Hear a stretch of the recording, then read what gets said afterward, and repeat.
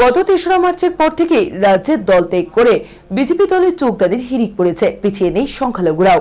উত্তর রামচন্দ্রঘাটে এক সভায় সিপিআইএম দল ত্যাগ করে ৩৫ জন ভোটার বিজেপিতে যোগদান করে রবিবার। গত ৩রা মার্চ দীর্ঘ বাম অপশাসন থেকে মুক্ত হয়েছে রাজ্যবাসী।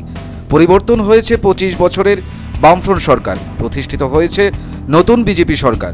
আর গত ৩রা মার্চ রাজ্যে বিজেপি ক্ষমতায় আসার পর থেকেই হিড়িক পড়েছে বিজেপি দলের যোগদানের। দলত্যাগীদের বড় অংশই সিপিআইএম কর্মী সমর্থক। দলত্যাগে পিছিয়ে নেই রাজ্যের সংখ্যালঘু অংশের জনগণও। প্রতিদিনই বিভিন্ন জায়গায় সিপিআইএম ছেড়ে বিজেপি দলে নাম লেখাচ্ছেন সংখ্যালঘু মানুষ।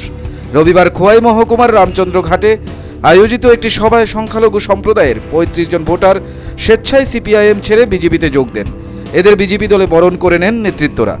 এই সভায় বক্তব্য রাখতে গিয়ে বিজেপি নেতা সিরাজ আলী বলেন,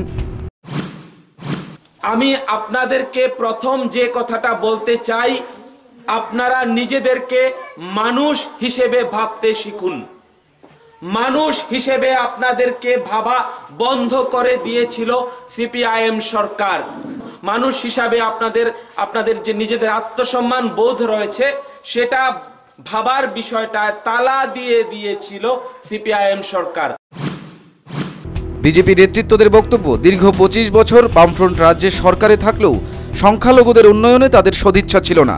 বাম নেতা মন্ত্রীরা মুখে সংখ্যালঘু দরদের কথা বলে বারবার ক্ষমতায় আসলেও বেমালুম ভুলে যেত সংখ্যালঘুদের প্রতি বামফ্রন্টের দেওয়া প্রতিশ্রুতিগুলি। চাকরি ক্ষেত্রেও সংখ্যালঘুদের বঞ্চনার শিকার হতে হতো বাম আমলে। ফলে অর্থনৈতিক, সামাজিক ও রাজনৈতিক দিক থেকেও পিছিয়ে পড়েছিল রাজ্যের সংখ্যালঘু সম্প্রদায়।